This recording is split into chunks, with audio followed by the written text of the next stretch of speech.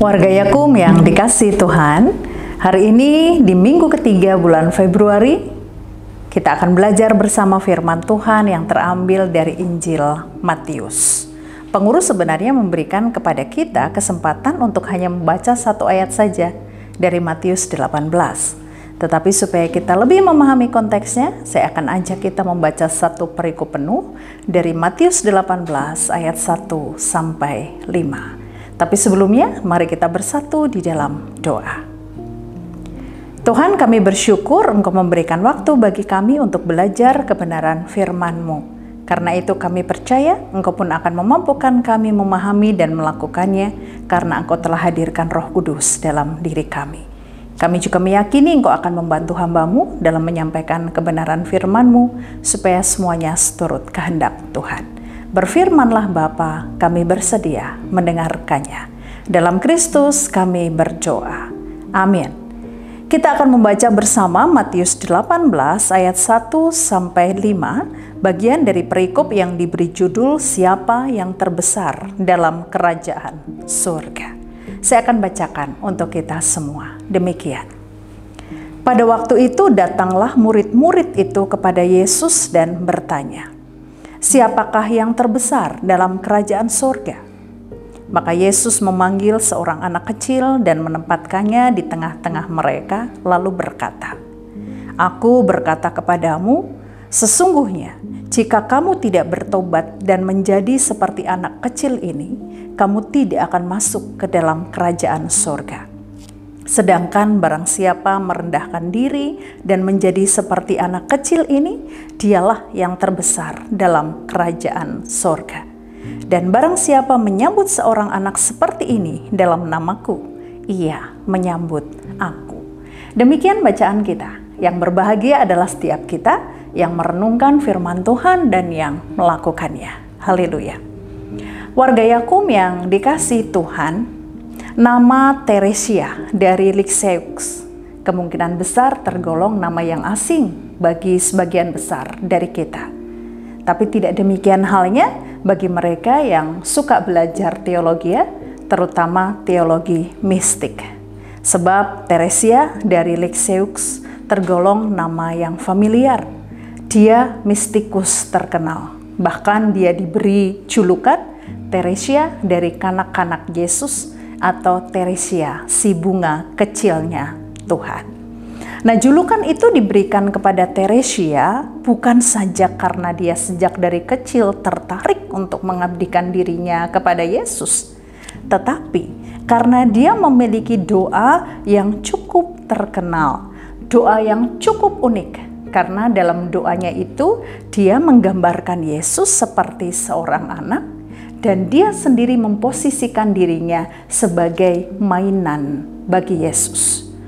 Bunyi doanya demikian, "Yesus, Engkau tentu senang memiliki mainan. Biarlah saya menjadi mainanmu. Bila akan kau angkat, betapa senang hatiku. Jika hendak kau sepak kian kemari, silahkan. Dan kalau hendak kau tinggalkan di pojok kamar lantaran bosan, boleh saja. Saya akan menunggu dengan sabar dan setia.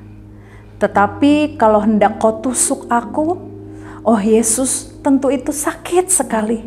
Namun terjadilah kehendakmu."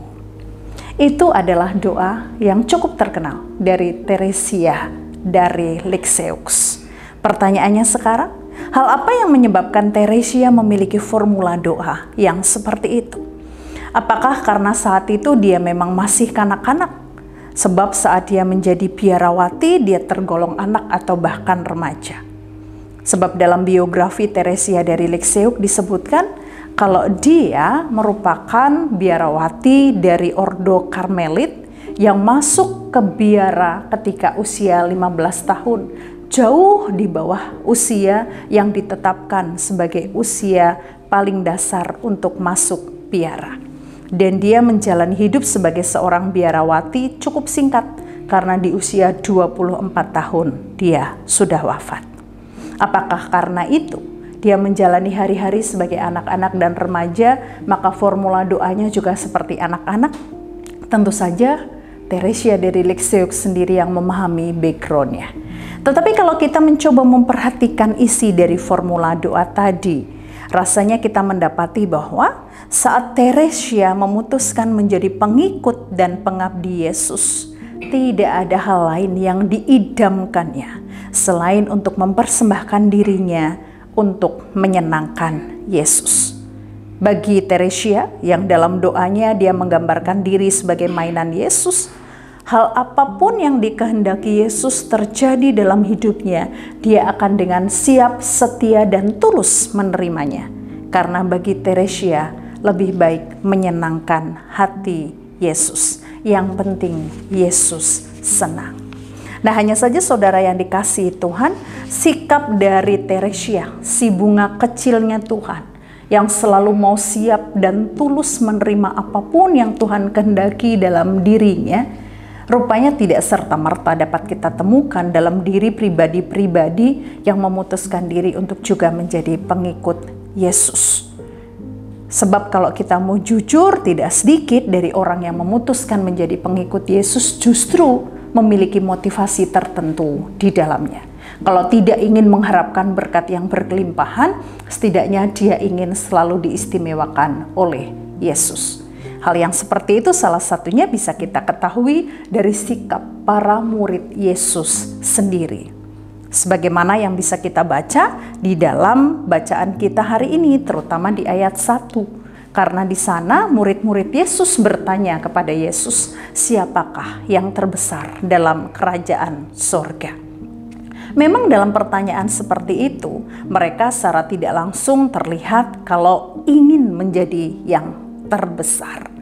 Tetapi kalau kita sedikit mengingat peristiwa sebelumnya, di mana Yesus meminta 3 orang dari mereka untuk menemani Yesus naik ke atas gunung, dan di situ Yesus menjalani proses transfigurasi. Rasanya kita mendapati pertanyaan para murid seputar siapa yang terbesar di kerajaan sorga dipengaruhi oleh sikap Yesus yang memilih 3 orang muridnya menemani dia. Mungkin mereka saat itu membutuhkan penegasan siapa dari mereka yang terbesar menurut Yesus. Apakah 3 orang yang dipilihnya atau yang lain? Tetapi menariknya, alih-alih Yesus menjawab dengan menyebutkan nama atau menyebutkan inisial, Yesus justru menjawabnya dengan memanggil seorang anak kecil dan menempatkannya di tengah-tengah mereka untuk kemudian menyatakan kepada para muridnya, barang siapa merendahkan dirinya dan menjadi seperti anak kecil, dialah yang terbesar dalam kerajaan sorga. Nah, sikap dari Yesus yang seperti itu tentu sama sekali tidak mereka duga. Sebab anak kecil itu lazimnya adalah pribadi yang dipinggirkan. Keberadaannya tidak pernah dicatat dalam sensus penduduk sebagaimana keberadaan perempuan pada saat itu. Salah satu contohnya kisah tentang Yesus memberi makan 5.000 orang. Dalam Alkitab kan hanya disebutkan 5.000 itu baru laki-laki, belum termasuk perempuan dan anak-anak. Artinya ada perempuan dan ada anak-anak, tapi jumlahnya berapa tidak pernah dihitung karena memang tidak penting untuk menghitung mereka. Selain itu, para murid Yesus sendiri pernah hendak mengusir anak-anak ketika mereka mendekat kepada Yesus. Tetapi bagi Yesus, sikap seperti anak-anak itulah yang justru menjadi indikator terkait dengan siapa yang terbesar di kerajaan sorga. Pertanyaan ikutannya sekarang adalah, sikap seperti anak-anak seperti apakah yang dimaksudkan oleh Yesus untuk mereka lakukan? Kalau kita memperhatikan ayat keempat yang berbunyi, barang siapa merendahkan diri dan menjadi seperti anak kecil, dialah yang terbesar dalam kerajaan sorga. Maka mungkin kita akan dengan secara spontan mengatakan sikap yang dimaksudkan oleh Yesus untuk mereka lakukan itu adalah sikap merendahkan diri. Sebab di situ Yesus dengan tegas mengatakan barang siapa merendahkan diri. Tetapi kalau kita memperhatikan kelanjutan dari perkataan Yesus, di mana Yesus juga menyatakan bahwa barang siapa merendahkan diri dan menjadi seperti seorang anak kecil, dia yang terbesar dalam kerajaan sorga, maka kita tahu bahwa bukan hanya merendahkan diri yang dimaksudkan oleh Yesus, yang harus diperlihatkan oleh mereka, tapi mereka harus menjadi seperti anak kecil. Nah, menjadi seperti anak kecil itu seperti apa? Tentu yang dimaksudkan kan bukan kemudian mereka kecil secara fisik, tapi ada sifat-sifat tertentu yang harus mereka perlihatkan yang khas anak kecil. Apakah itu sifat ketika mereka tetap akan bermain lagi dengan temannya sekalipun sebelumnya mereka bertengkar? Karena anak kecil khas seperti itu. Baru saja mereka bertengkar, tidak berapa lama kemudian mereka bermain kembali. Apakah sikap yang dimaksudkan seperti anak kecil itu sikap yang tidak mudah khawatir dengan apapun? Yang penting ada orang tua yang di dekat mereka, yang siap menggandeng dan memeluk mereka erat. Apakah itu? Bisa jadi. Tetapi kalau kita memperhatikan konteks saat ini, di mana anak kecil itu baru mendekat kepada Yesus saat Yesus memanggil dia, rasanya kita mendapati bahwa sikap menjadi anak kecil yang dimaksudkan Yesus adalah sikap mau dan mengerti untuk menempatkan dirinya. Tidak pernah merasa diri paling utama, tidak pernah mau menonjol-nonjolkan dirinya, tidak pernah punya keinginan untuk selalu dikedepankan. Dia ada di bagian belakang, kalau dia dipanggil baru dia akan ke depan. Tetapi ketika Tuhan sudah memanggilnya, Tuhan sudah memilihnya, dia akan memberikan apapun yang dia miliki. Hal seperti ini salah satunya bisa kita ketahui dari kisah penggandaan roti saat Yesus memberi makan 5.000 orang. Tentu Bapak Ibu ingat kan dari mana resources sehingga Yesus bisa memberikan 5.000 orang itu makanan. Dari anak kecil yang rela memberikan 5 roti dan 2 ikan. Sesuatu yang mungkin dimiliki oleh anak itu dan itu harta satu-satunya dia. Tapi ketika Yesus butuh, dia memberikan itu sepenuhnya. Menjadi seperti anak kecil bukan hanya siap merendahkan diri, tapi harus selalu siap menempatkan diri dengan benar. Tidak berusaha menonjol-nonjolkan diri, apalagi menganggap diri paling penting, paling utama, paling senior sehingga harus selalu di depan, harus selalu memiliki privilege. Motivasi mengikut Yesus adalah memberikan yang terbaik. Pertanyaannya sekarang, apakah motivasi yang serupa juga ada dalam diri kita sebagai warga Yakum ketika kita diberikan kesempatan untuk berkiprah dalam lingkup Yakum? Ataukah kita memiliki motivasi lebih dibanding itu? Terlebih ketika kita merasa kiprah kita sudah banyak prestasi yang kita ukir, kita termasuk orang yang senior, sehingga kalau kita tidak diberi penghargaan kita mutung, kalau kita tidak dinaikkan jabatannya kita merasa tidak adil, kalau kita tidak diberikan kesempatan melakukan karya yang lebih, kita merasa bahwa itu berat sebelah. Apakah seperti itu? Apapun jawab kita, sikap dari Teresia dari Lexeux yang siap untuk menjadi mainan Yesus. Kalau Yesus mengangkat dia tinggi, dia senang. Tetapi kalau dia harus ditusuk oleh Yesus dan dilupakan, dia bisa menerimanya. Karena baginya apapun yang penting Yesus senang, itu kiranya juga menjadi sikap kita. Sehingga dimanapun Tuhan tempatkan kita untuk berkiprah, tujuan kita satu-satunya adalah untuk melayaninya dan untuk menyenangkannya, bukan untuk menjadi yang nomor satu, bukan untuk menjadi yang istimewa, bukan untuk menjadi pribadi yang populer. Kiranya Tuhan memampukan kita melakukan itu. Amin. Kita berdoa.